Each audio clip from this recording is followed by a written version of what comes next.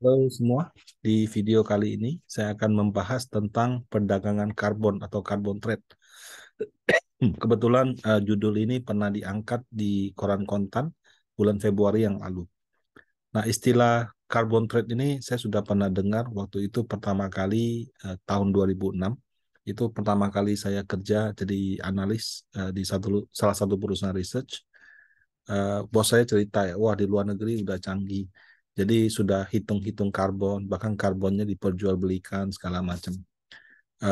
Di Indonesia ini kelihatannya ya, kalau sepengetahuan saya, produk realnya baru ada di tahun 2022 atau 2023.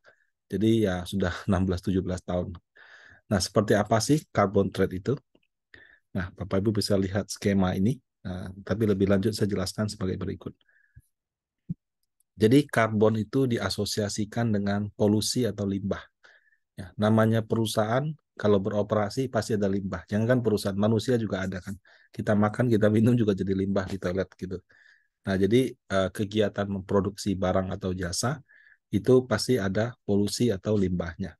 Bentuknya bisa dari asap pabrik, limbah cairan, ya, kotoran ternak kalau misalnya orang apa memelihara ternak. Kalau kerja kantoran nggak ada limbah dong, Pak. Kan paling cuma kertas. Oh, belum tentu. Sampah kertasnya, bahkan kalau di luar negeri yang ekstrim ya, misalnya kendaraan kantornya itu pakai mobil listrik atau mobil yang bensin. Nah, itu juga dihitung limbahnya berbeda. Jadi limbah itu di luar negeri ada semacam auditnya gitu ya. Nah, apabila produksi limbahnya berlebihan, maka dianggap perusahaan tersebut itu kurang kurang kurang environmental friendly dan mungkin akan cenderung merusak lingkungan. Karena kalau prinsip daripada pengendalian karbon itu bagaimana perusahaan mengurangi limbah sehingga sumber daya alam itu bisa dipakai tidak hanya untuk generasi ini tapi juga generasi mendatang. Nah, ya tadi saya katakan ya. Jadi limbah itu prinsipnya adalah kita kendalikan sedemikian rupa sehingga konsumsinya tidak berlebihan ya dan cukup untuk generasi-generasi yang akan mendatang. Tapi kalau mau bicara melakukan pengendalian limbah juga harus teliti dan bisnisnya masuk gitu. Kenapa? Karena kalau tidak ekonomis ya, itu ibaratnya misalnya kita bilang pembangkit listrik batu bara itu kurang user friendly. Oke, jadi gimana? Matikan. Oke, kita matikan. Karena sekarang kita matikan, yang kerja di pabrik pembangkit listrik kan jadi kena PHK. Kemudian perusahaan batu bara yang jual batu bara ke situ juga mungkin akan kena PHK. Perkapalan, kendaraan transportasi yang mengangkut batu bara ke sana juga akan kena masalah. Nah, kemudian kalau sumber listriknya berkurang, harga listriknya jadi mahal, nanti juga orang jadi masalah. Nah, jadi kadang-kadang solusi daripada produksi limbah yang dianggap di atas standar itu tidak serta-merta dengan penutupan, ya. Karena kalau dalam ESG orang bilang ada profit juga. Jadi ada people, ada profit gitu. People untuk keberlangsungannya, profit untuk usahanya tetap menguntungkan. Nah, untuk itu di apa disebut adalah namanya carbon trade. Jadi carbon trade itu cara kerjanya begini. Misalnya pabrik pembangkit listrik ya ditetapkan standar. Pokoknya kalau untuk sekian megawatt ya maka standarnya ini saya cuma pakai satu angka yang terus terang saya juga nggak terlalu ahli. Katakanlah limbahnya 1 ton. Nah, dengan standar seperti ini katakanlah ada dua perusahaan ya, pembangkit listrik A, pembangkit listrik B. Yang A ini umurnya sudah tua, mesin-mesinnya itu juga sudah mesin-mesin lama, lebih boros gitu. Nah, untuk standar yang ditetapkan 1 ton, ternyata dia itu limbahnya 1,5 ton. Ya mungkin ada proses yang kurang efisien, jalanannya masih tidak sebagus yang lain dan sebagainya. Kemudian ada pabrik yang B, yang baru-baru ini dibangun, teknologinya yang paling canggih. Kemudian dia punya jalan juga bagus, semuanya oke. Ternyata untuk listrik yang sama, limbahnya cuma 0,3 ton. Ya, ini sekali lagi kita tidak katakan biaya ya, kita cuma katakan limbah. Jadi standarnya 1, yang A menghasilkan 1,5, yang B menghasilkan 0,3. Nah, yang A ini kan melanggar standar. Jadi bagaimana caranya supaya dia tetap bisa jalan gitu? ya solusinya mungkin mengganti mesin dengan teknologi yang lebih canggih. Supaya dia punya produksi lebih efisien, asap yang dihasilkan tidak sebanyak yang lain. Nah, cuman kalau mengganti mesin itu bukan investasi murah, Bapak Ibu. Investasinya cukup mahal. Jadi kalau kita bicara pabrik skala besar ya, mengganti mesin itu bukan keputusan begitu aja. Kadang-kadang harus banyak pertimbangan. Nah, kalau misalnya mengeluarkan meremajakan mesin itu secara ekonomis tidak masuk, opsi lainnya dia bisa membeli kuota karbon. Jadi kan standarnya satu, produksi dia 1,5. Supaya dia tetap bisa menjalankan usahanya, dia harus beli kuota karbon 500.000. Kenapa? Karena dia di atas standar 500.000. Nah, si B yang tadinya dia punya polusi cuma 300.000, standarnya 1 juta, dia punya surplus 700.000. Nah, 700.000 ini bisa dijual ke A dengan harga yang ditetapkan oleh pemerintah.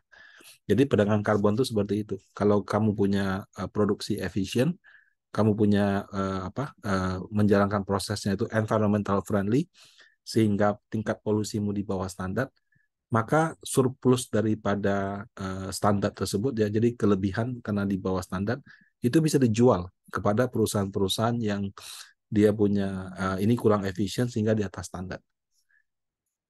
Nah,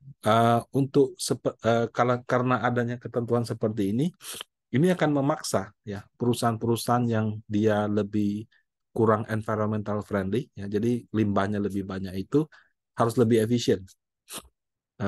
Kemudian kalau perusahaan-perusahaan yang limbahnya sedikit, itu dia bisa dapat penghasilan tambahan gitu. Nah, karena melihat dia seperti itu, orang lain juga bisa bertindak yang sama.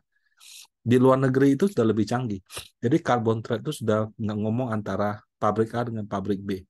Bisa antara A dengan B di luar negeri. Ya, bisa antara industri yang berbeda dan lain-lain gitu. Nah, jadi memang ada standarisasi. Ya. Jadi transaksi karbonnya sudah bukan antar pabrik lagi, tapi sudah antar benua seperti itu. Nah, pertanyaannya gitu ya, kita tahu dari mana standar limbah karbon suatu industri? Bagaimana kelebihan karbon ini dapat dijadikan kontrak dan dijual? Terus kalau misalkan diketahui ada standarnya 1 juta, saya punya pabrik itu 1,3 juta. Mau nggak saya ngaku? Kebanyakan pasti nggak ngaku kalau saya melanggar gitu kan. Nah, jadi penetapan transaksi karbon ini tantangannya sangat banyak. Ya, mulai dari menetapkan standar, ya, mengukur di setiap perusahaan.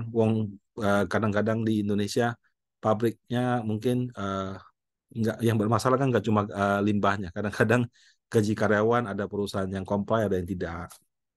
Produksi ada yang sesuai SNI, ada yang tidak, ya, dan lain-lain gitu. Jadi tantangannya cukup besar. Nah, untuk itu butuh komitmen yang sangat kuat, ya. Pengawasannya juga sangat kuat.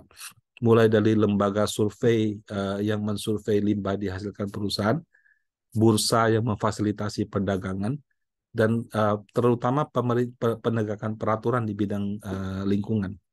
Nah, kalau di luar negeri ini yang kalau udah canggih ya, info karbon tuh bahkan sudah masuk dalam laporan keuangan dan kebijakan investasi. Contoh ya, ada Funfactsit SP500 Syariah. Ya, SP500 Syariah ini kalau kita lihat Funfactsit-nya, itu bahkan di bawah ada namanya ESG Carbon Characteristic. Jadi atas perusahaan-perusahaan yang masuk ke dalam indeks ini, karbonnya berapa gitu. Ya. Jadi carbon to value invested, carbon to revenue, weighted average carbon intensity, fossil fuel reserve emissions gitu. Ya, saya nggak gitu ngerti ya. Ini angka-angka ini apa. Jadi angka-angka ini sudah diwajibkan muncul di laporan keuangan perusahaan, dan kemudian kalau reksadana beli, dia cantumkan juga. Jadi dari investasinya itu keluarnya seperti apa. Gitu. Nah, kalau di Indonesia bagaimana, Pak? Ya, di Indonesia memang sudah ada reksadana dengan tema ESG. Contoh kalau di Panin ada namanya Panin Serikahati gitu. Tapi ya kalau boleh saya akui ya, sampai dengan video ini saya buat, kebanyakan ya hanya mengikuti suatu indeks saja gitu. Jadi kalau hitung karbonnya gimana? Wah, boro-boro deh. kayaknya masih masih cukup jauh ya. Nah, jadi apa yang penting di Indonesia? Sampai dengan saat ini setahu saya investor institusi dan perorangan mayoritas masih mementingkan kinerja. Kalau misalkan ada yang mau ada tema ESG seperti itu, ada ya. Cuma jumlahnya sangat terbatas. Nah, tapi memang sih kalau institusi yang basisnya di luar negeri sekarang sudah memasukkan ESG sebagai salah satu persyaratan. Nah, demikian tentang perdagangan karbon di Indonesia dan aplikasinya di dunia reksadana. Semoga bermanfaat bagi Bapak Ibu ya. Terima kasih.